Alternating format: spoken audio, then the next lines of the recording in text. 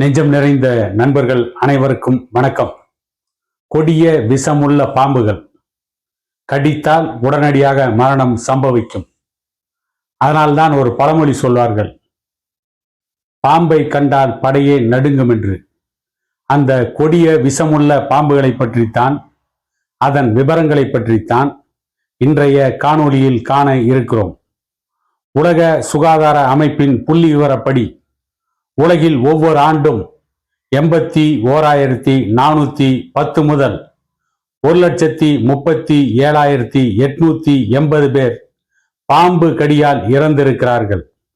இது தவிர 2000 ஆண்டு முதல் 2019 ஆண்டு வரை இந்தியாவில் 12 லட்சம் பேர் பாம்பு கடியால் இறந்திருக்கிறார்கள். சராசரியாக ஒவ்வொரு ஆண்டும் 58,000 பேர் இறந்திருக்கிறார்கள். ஒவ்வொரு ஆண்டும் உலகம் முழுவதும் 50 லட்சம் பேர் பாம்பு கடியால் பாதிக்கப்படுகிறார்கள். இதில் 4 லட்சம் பேர் உடலின் ஒரு பகுதியை துண்டிக்க வேண்டிய நிலைக்கு தள்ளப்படுகிறார்கள் அல்லது நிரந்தரமாக உடல் உறுப்புகள் ஊனமாகிறது. இந்த புள்ளி விவரங்கள் நமக்கு திகைப்பூட்டும். உலகம் முழுவதும் சுமார் 39,000 வகையான பாம்புகள் இருக்கின்றன. ஆனால் அவற்றில் 725 வகை பாம்புகள் மட்டுமே கொடிய விஷத்தன்மை கொண்டவை.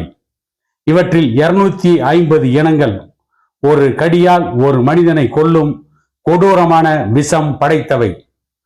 சுருட்டு விரியன் அதிக விஷத்தன்மை கொண்ட பாம்பு. மக்கள் நெருக்கமாக வாழ்கின்ற பகுதியில்தான் இந்த பாம்புகள் அதிகமாக வாழும். இதன் காரணமாக இது மனிதர்களுக்கு மிகவும் ஆபத்தான பாம்பாக இருக்கிறது. இந்த பாம்பு வகைகள் ஒவ்வொரு ஆண்டும் இந்தியாவில் 5000 பேரை கொல்கிறது.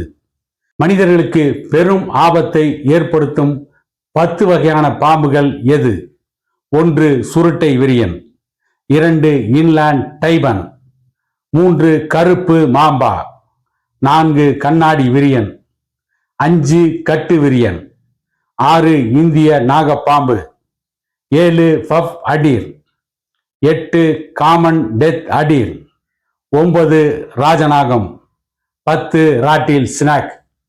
இந்த 10 வகையான பாம்புகள் தான் மனிதர்களுக்கு பெரும் ஆபத்தை ஏற்படுத்தக்கூடிய பாம்புகள். இந்த 10 வகையான பாம்புகளில் ராஜநாகம் மிகவும் கொடிய விஷமுள்ள பாம்பு. இதிலே கண்ணாடி விரியன், சுருட்டை விரியன், இந்த பாம்புகள் எல்லாம் கடித்தவுடன் சில மணி நேரங்களில் மரணம் ஏற்படும். அதிலும் இந்த ராட்டில் ஸ்னாக் என்கின்ற பாம்பு கடித்தால் 70% மரணம் நிச்சயம். இன்னும் சில பாம்புகள் கடித்தால் மனிதனை காப்பாற்றவே முடியாது. சில பாம்புகளுடைய விஷம் மனிதனுடைய இரத்த சிவப்பணுக்களை நேரடியாக தாக்கும். சில நிமிடங்களில் மனிதர்களுக்கு மரணங்கள் ஏற்படும். சில பாம்புகள் வேகமாக திருப்பி தாக்கும் ஆற்றல் கொண்டவை. அந்த பாம்புகளை கல்லெடுத்து அடித்து விட்டால் அந்த பாம்புகள் பயந்து ஓடாது, திருப்பி வேகமாக வரும். வேகமாக வந்து மனிதர்களை தாக்குகின்ற அந்த பாம்புகள் மனிதர்களுக்கு கொடிய விஷத்தை கக்கி மிகப்பெரிய ஆபத்தை ஏற்படுத்தக்கூடிய பாம்புகள். ஆனால் இந்த பாம்புகளால் இன்னொரு நன்மையும் உண்டு. என்னவென்று கேட்டால், சில வகையான பாம்புகள் விவசாயிகளுக்கு உற்ற தோழனாக விளங்குகின்றது. விவசாய விளைநிலங்களில் பயிர்களை நாசம் செய்கின்ற எலிகள், பெருச்சாளிகள், இப்படிப்பட்ட உயிரினங்களை சாப்பிட்டு விவசாயிகளுடைய விவசாயத்தையும் அவர்கள் விளைவிக்கின்ற பொருள்களையும் சில பாம்புகள் பாதுகாக்கிறது. பாம்புகள் விவசாயிகளுக்கு பாதுகாவலனாக இருக்கின்ற அதே நேரத்தில் மனிதர்களுக்கு ஆபத்துக்களையும் ஏற்படுத்துகிறது. பாம்புகளால் நன்மையும் இருக்கிறது, தீமையும் இருக்கிறது.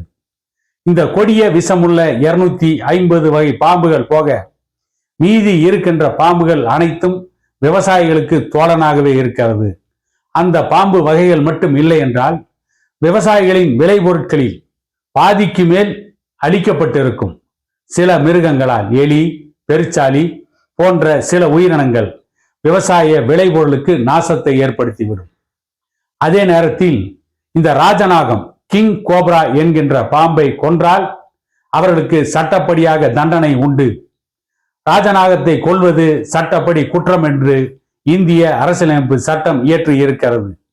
ஏனென்றால் ராஜநாகத்தின் விஷம் மனிதனுக்கு பல வகைகளில் நோயிலிருந்து அவர்களை விடுவிப்பதற்கு பயன்படுகிறது. ராஜநாகத்தின் விஷம் இந்தியாவிலிருந்து திருட்டுத்தனமாக சீனாவிற்கு அனுப்பப்படுகிறது. அப்படி விஷத்தை எடுப்பதற்கென்று சில பாம்பாட்டிகள் இருக்கிறார்கள். ராஜநாகம் இன்னும் சில நாக பாம்புகளின் விஷங்கள் சேகரிக்கப்பட்டு வெளிநாடுகளுக்கு விற்பனை செய்யப்படுகிறது அல்லது மறைமுகமாக கடத்தப்படுகிறது. இப்படி பல வகைகளில் பயன்படுகின்ற பாம்புகளில் சில வகை இனங்கள் மனிதனுக்கு பெரும் ஆபத்தை ஏற்படுத்துகிறது. சிலரை குற்றுயிரும் கொலையுயிருமாக வைக்கிறது. சிலருக்கு உடல் ஊனமாகிறது. சிலருக்கு உடல் உறுப்புகள் செயலிழந்து போகின்றது. இப்படிப்பட்ட கொடுமைகளை சில வகையான பாம்புகள் ஏற்படுத்துகிறது என்பதை பற்றி சொல்வதற்குத்தான் இந்த பதிவு. மீண்டும் இதை போன்ற ஒரு காணொளியில் உங்களை சந்திக்கும் வரை உங்களிடமிருந்து விடை பெறுகிறேன்.